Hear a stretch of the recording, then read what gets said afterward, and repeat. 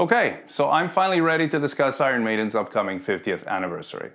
So when the news broke out about the upcoming Run For Your Lives tour, I was of course very excited and all kinds of thoughts were going through my head at the same time. So much so that I really had no desire to make a video about it because it's a huge moment in time for a band that has provided, literally, the soundtrack to my life for the past 4 decades.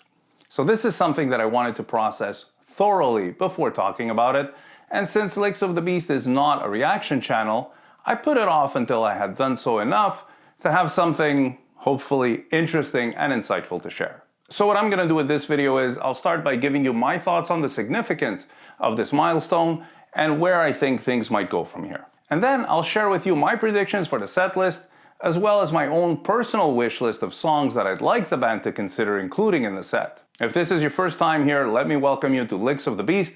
I'm Nico, and this is the place for all things heavy metal and heavy metal guitar. Music history, gear talk, accurate covers and tutorials, as well as deep dives into the songs and guitar playing that make this music so great. Make sure you hit subscribe so you don't miss any of the awesome content coming your way. Considering how important music has been to so many of us, I think it's extremely important to recognize and celebrate a big anniversary like this one. Now, Iron Maiden is still made up of the same guys who played on the Peace of Mind album, which is where I believe they truly cemented their sound and style of heavy metal, with the addition of Janick, who's been in the band since 1990. Now, this is a huge achievement, especially because of how difficult it is to be in a massively successful heavy metal band and dealing with everything that comes with that lifestyle. The exhaustion from touring, the pressures of coming up with new material that can live up to the previous albums, managing the increasing weight of the band's growing legacy, personal problems, personality conflicts, the stress that life places on one's personal relationships and family life, critics talking about your music and performances as if it were easy, or even possible really, to have a consistently high quality output, while appealing to all of the differing tastes and doing it within the necessary deadlines. 50 years of this is an absolutely monumental achievement, and I really cannot emphasize this enough. Also, I think it's important to recognize the health challenges of some of the previous and current members of Iron Maiden. We lost Clive Burr, Paul Di'Anno, and legendary producer Martin Birch. Blaze Bayley suffered a heart attack and fortunately seems to have made a full recovery. Bruce had throat cancer. Nico also had his own fight with cancer and more recently suffered a stroke that could very well have ended his career. The reason I'm talking about this is because I feel that we sometimes forget just how fortunate we are to still be able to get excited about a new Iron Maiden tour or album and to still have them performing at such a high level. As far as I'm concerned, it's crucial that we don't take this milestone for granted, and if anything, we should try to learn from them so that we can also have this kind of longevity in our own careers and passions. It's fairly well known by now that the algorithms of the various platforms that we use to interact in the online world are skewed towards negative emotions because that's just what elicits a more primal response, leading to more clicks and thus more revenue. The unfortunate byproduct of this is that it modifies behavior to the point where it has now become second nature to look for things to critique rather than to just enjoy something for what it is. Now, I've watched many live performances from the Future Past tour on YouTube, and the stuff I'm reading in the comments absolutely blows my mind. Now, don't get me wrong here, I think it's great that people can share a variety of opinions on any subject. I really do. But there's a big difference between someone saying, I prefer the way the band sounded in 1987, and suggesting that they're just old and can't play anymore. Everyone has their preferences, and I don't see anything wrong with someone only liking one era of the band, or liking only one album, or even just one song. I'm more than happy to celebrate together what we enjoy in common. But when you see a band that's been around for 50 years perform a set as challenging as the one Maiden put together for the Future Past tour, with the kind of mastery displayed by these 6 guys, how can you even think of something negative? I see comments about how Dave changed this solo or Adrian doesn't play that solo like on the album.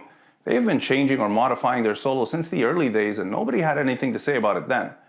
I don't think I've ever heard Adrian play the Hallowed Be Thy Name solo like on the album, not even a single time. For what it's worth, I saw the show 6 times in total. 4 times in 2023 and twice this year, and the band always sounded phenomenal, particularly in Toronto. For people suggesting Bruce can't sing the songs as well as he used to, let us compare Caught Somewhere in Time from the original tour to the performance in Toronto.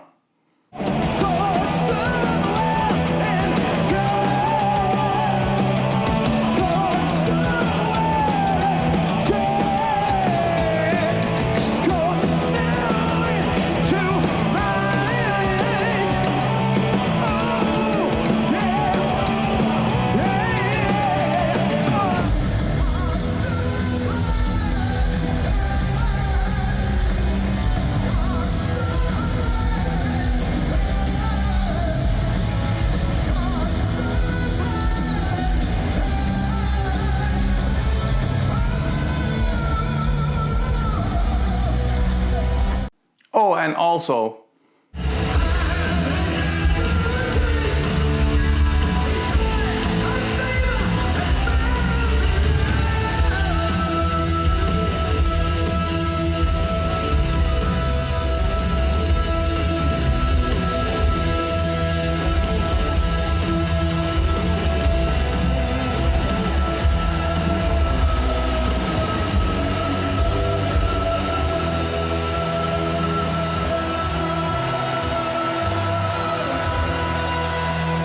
now, this stuff is very difficult for any singer to pull off.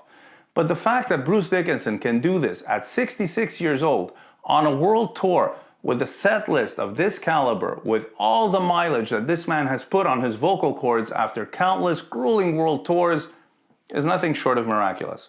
And I just can't understand how it's possible for someone who enjoys this music to hear this, and instead of expressing joy and gratitude for the man's longevity and vocal prowess, and the ability to still enjoy this today, would choose to point out the slightest imperfection or mistake. And by the way, mistakes and imperfections are also signs that this band is still giving their fans a completely live show.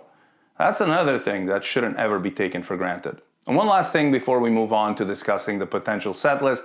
I know many are wondering about what this means for the band moving forward, and if this could be a farewell tour of some sort. Now, truthfully, I think it could be. Only because life is unpredictable and everyone's good health is not guaranteed.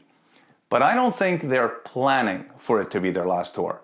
These guys still have a lot of creativity inside them, and for the multiple times that I've seen them play these past few years, I have no doubt that all 6 guys still have a strong desire to perform. Guys like this don't retire. That's not an option for them until it's the only option. And for anyone saying they should retire, seriously, if you're not enjoying the new material, or you only want to remember them as they were in the 80s, that's perfectly fine. But people don't have to stop being who they are because you no longer enjoy it. Just don't buy the albums and don't go to the shows. There are plenty of great new bands out there, and it's so much healthier for you to focus your attention on something you enjoy wholeheartedly. Me? I think the band is better than ever, and I absolutely do not want them to even think about stopping. Okay, I'm done ranting. Now, let's get to my prediction and personal wish list for Iron Maiden's upcoming 50th anniversary Run for Your Lives tour. Now, what I think the band is likely to do is to pick mostly songs that have had a significant impact on their career over the years. So I'm thinking songs like Running Free, Phantom of the Opera, Wrathchild, Run to the Hills, The Number of the Beast, Hallowed Be Thy Name, The Trooper, 2 Minutes to Midnight, Rhyme of the Ancient Mariner, Bring Your Daughter to the Slaughter. For those of you who don't know, this song was their first ever #1 single, Fear of the Dark, and of course, Iron Maiden. Now, Wasted Years and Can I Play With Madness could also be on that list, but since they were 2 of the more popular songs on the Future Past set, I think they might choose not to include them. So it's possible that either The Evil That Men Do or maybe The Clairvoyant make the set list. That would leave room for a handful of songs that wouldn't be breakthrough tracks, but that are either more popular, often requested deep cuts, or perhaps songs that they haven't played since the original tours. Not because they didn't work well live, but because they just couldn't fit them into the set of any of the subsequent tours. So with that in mind, here is my personal wish list, which is a mix of songs I think have a good probability of being played, songs that I would like to hear but that I think are unlikely to be included, and also a few songs that I just know there's no chance of them even considering it, but that I'm happy to fantasize about. So here we go. First on my list, Innocent Exile. This has to be the absolute grooviest Maiden song ever. I love everything about it. The bass intro with the crashing chords and lead guitar melody, the great riffs, the lead vocal melody, which Paul Di'Anno absolutely crushed, the instrumental chorus with that dreamy guitar harmony, and the way it goes into double time towards the end, leading to two magnificent solos by Dave Murray and Adrian Smith. What a killer song. 22 Acacia Avenue, the first real Adrian Smith song to appear on an Iron Maiden album, as some of it is a reworking of a song that he wrote from his previous band Urchin entitled Countdown. It's a powerful song with a captivating intro, an excellent main riff, fantastic vocal melodies, and again, two absolutely top-notch guitar solos by Dave and Adrian. Total Eclipse.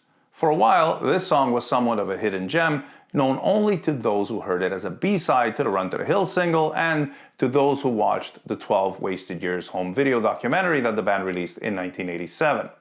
And yet, it gained so much notoriety that it eventually became known as one of Iron Maiden's most underrated songs. The band acknowledged its importance when it was re-released as a standalone single in 2022, so this, plus the fact that it was the B-side of the Run to the Hills single, makes me think that there is a good chance Total Eclipse does end up on the set list. Next up, Still Life. For me, this song embodies the entire sound of the Peace of Mind album. It's like a time capsule that automatically transports me all the way back to 1983 whenever I listen to it, and it also was a highlight of the Made in England home video from the Seventh Son of a Seventh Son tour. Now, I'm one of those who really lamented its absence on the set list for the Made in England tour. Not taking anything away from Afraid to Shoot Strangers, as I did enjoy hearing that one played live again, but Still Life was just sorely missed, and I would love to see them bring this one back for the second and last time. The Loneliness of the Long Distance Runner. It's no secret that I love the Somewhere in Time album, and this one would be great to hear live because it's such a cool, fast-paced song with beautiful melodies, a great chorus, and I think that outro harmony with 3 guitars would be incredible. Now, I actually made a short video proposing a 3-guitar arrangement for that part, and I think it really sounds fantastic. Now, I've included a link in this video's description, so be sure to check that out. Trust me, it sounds really good. Infinite Dreams was another song missing from the Made in England tour, and it's also one of my 2 favorite tracks on Seventh Son of a Seventh Son. I've talked about this song in detail in the breakdown video I made a while back, so I will link to that one in the description as well for those of you who want to see a deep dive into what makes it so special. I know many of you will think I'm weird for this next one, but hear me out. Hooks in You was Adrian Smith's only songwriting contribution to the No Prayer for the Dying album, and the main riff is closer to Adrian's post-2000 writing style than anything he did up to Seventh Son. So I would love to hear a new arrangement with Adrian playing on it. It also has a really nice melodic solo by Janick, a harmonized solo by Dave, which he could play with Adrian, how cool would that be, and a catchy melodic interlude before the solo that is then layered over the outro. I think it's a really cool song, as long as you ignore the corny faux S&M lyrics. So that's my wish list. Now, I know many of you have your own, and I think it would be great if you could all share your lists in the comments so that we could compare notes. At the same time, I think it would give more casual listeners and newer fans of the band an idea of which songs to check out. Now, the band have hinted at the fact that this would be their biggest show ever, with a stage set that would rival their Legacy of the Beast tour. And if that is the case, I can't wait to see what they're going to come up with. I'll be talking about this again in the new year once there will be some juicy updates for us to discuss. So as always, thank you all so much for watching, and stay tuned for more licks of the Beast. Okay, done.